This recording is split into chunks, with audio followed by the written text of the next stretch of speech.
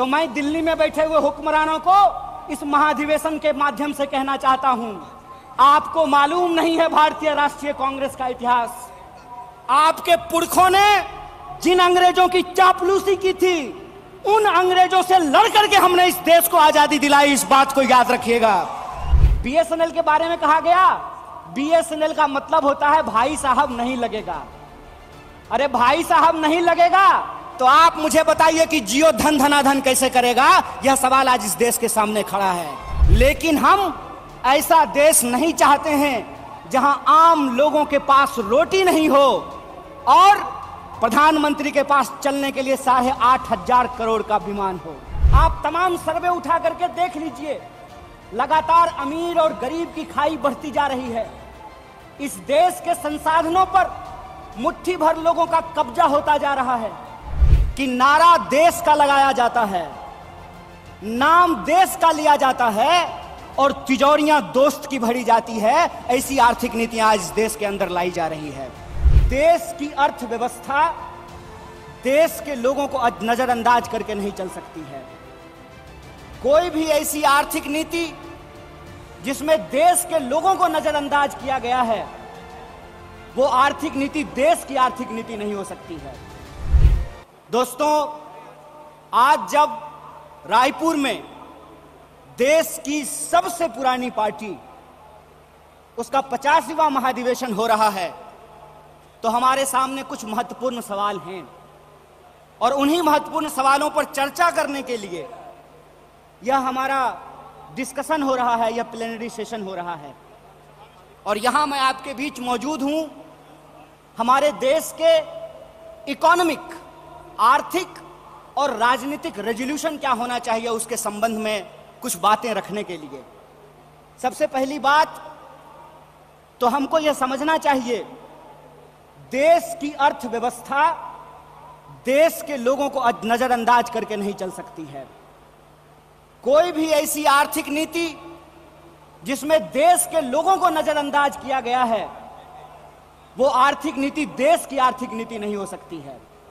और आज हम जिस मोड़ पर खड़े हैं, हम देख रहे हैं कि नारा देश का लगाया जाता है, नाम देश का लिया जाता है और तिजोरियां दोस्त की भरी जाती है। ऐसी आर्थिक नीतियां आज इस देश के अंदर लाई जा रही है। मेरा एक सीधा सवाल है इस देश के हुक्मरानों से, कांग्रेस पार्टी का एक आम कार्यकर्ता होने के चलते, कि ऐसी कौन सी ऐसी नीति है कि देश गरीब हो रहा है? हमारा आर्थिक आंकड़ा हमको बताता है कि देश में सबसे ज्यादा बेरोजगारी है आज के वक्त में। कोई ऐसा सेक्टर नहीं है जहां बेरोजगारी सर चढ़ करके बोल नहीं रही है। आप तमाम सर्वे उठा करके देख लीजिए, लगातार अमीर और गरीब की खाई बढ़ती जा रही है। इस देश के संसाधनों पर मुट्ठी भर लोगों का कब्जा होता जा रहा है। वैसी परिस्थिति में जो देश की संकल्पना है, जिसको महात्मा गांधी ने देखा है, जिसको मौलाना अबुल कलाम आजाद ने देखा है, जिसको सुभाष चंद्र बोस ने देखा है, जिसको श्रीमती इंदिरा गांधी ने देखा, जिसको स्वर्गीय राजीव गांधी ने देखा, जिसको इस देश की संविधान ने इस रूप में वर्णित किया है कि देश देश के लोगों से बनता है। जब देश देश के लोगों से बनता है तो आप मुझे बताइए कि देश कैसे गरीब हो रहा है और देश के 2-4 पूंजीपति कैसे अमीर हो रहे हैं? यह कौन सी ऐसी जादू की छड़ी है जो मौजूदा सरकार चला रही है? आप मुझे बताइए कि आम लोगों की आमदनी घटती जा रही है और देश के 1-2 पूंजीपति दुनिया के अमीरों की सूची में जाकर के शुमार हो जाते हैं। मैं यहां यह बात स्पष्ट कर देना चाहता हूं, हमारी पार्टी अमीरों के खिलाफ नहीं है, हमारी पार्टी पूंजीपतियों के खिलाफ नहीं है, हमारी पार्टी उद्योग धंधों के खिलाफ नहीं है, हमारी पार्टी उद्योगपतियों के खिलाफ नहीं है। लेकिन हम ऐसा देश नहीं चाहते हैं जहां आम लोगों के पास रोटी नहीं हो और प्रधानमंत्री के पास चलने के लिए 8,500 करोड़ का विमान हो। हम ऐसा देश नहीं चाहते हैं कि इस देश के आम लोगों के हाथ में शिक्षा नहीं हो, कलम नहीं हो, स्लेट नहीं हो, कंप्यूटर नहीं हो, मोबाइल नहीं हो, और इस देश की जो सरकारी संपत्तियां हैं, बीएसएनएल के बारे में क्या कहा गया? बीएसएनएल के बारे में कहा गया, बीएसएनएल का मतलब होता है भाई साहब नहीं लगेगा। अरे भाई साहब नहीं लगेगा तो आप मुझे बताइए कि जियो धन धनाधन कैसे करेगा? यह सवाल आज इस देश के सामने खड़ा है। सरकार क्या करेगी? यह सवाल मैं पूछना चाहता हूं इस देश के नीति निर्माताओं से कि अगर एयर इंडिया नहीं होगा, जब देश में नहीं होगा एयर इंडिया, तो आप बताइए क्या करेंगे ज्योतिरादित्य सिंधिया? जब एयर इंडिया नहीं होगा, जब रेलवे नहीं होगा, जब बीएसएनएल नहीं होगा, तो मैं कहता हूं कि इस देश में मंत्री की क्या जरूरत है? जब देश में जनता नहीं होगी तो फिर इस देश में सरकार की क्या जरूरत है? जब देश में स्कूल नहीं होगा, अस्पताल नहीं होंगे, सड़कें नहीं होंगी, तो आप मुझे बताइए कि फिर संसद की क्या जरूरत है? इस देश की जो पूरी की पूरी संकल्पना है, उस संकल्पना को आज एक बार फिर से कांग्रेस के राष्ट्रीय महाधिवेशन में पुनर्विचारित करने की जरूरत है। देश का मतलब होता है देश में रहने वाले लोग। डीडी नेशनल पर एक कार्यक्रम आया करता था, नेहरू जी की किताब है discovery of India. Discovery of India के एपिसोड में नेहरू जी आम लोगों से पूछते हैं कि बताइए कौन है भारत माता? किसको भारत माता कहते हैं? भारत माता इस देश में रहने वाले लोग हैं।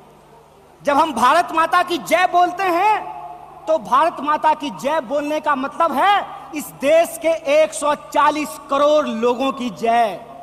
और 140 करोड़ लोगों की जय का मतलब है कि 140 करोड़ लोगों के हाथ में पढ़ाई हो, 140 करोड़ लोगों के हाथ में काम हो, 140 करोड़ लोगों के लिए रोजगार की व्यवस्था हो, 140 करोड़ लोगों के लिए इलाज की व्यवस्था हो, 140 करोड़ लोगों के लिए चलने के लिए सड़कें हो, गाड़ियां हो, रेलवे हो, हवाई जहाज हो।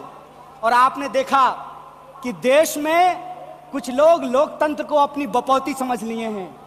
अभी जब मैं हवाई जहाज की बात कर रहा था तो मुझे दिल्ली एयरपोर्ट याद आ गया। दिल्ली एयरपोर्ट पे भारी जो है सिक्योरिटी फोर्स आई थी हमारे एक नेता को गिरफ्तार करने के लिए।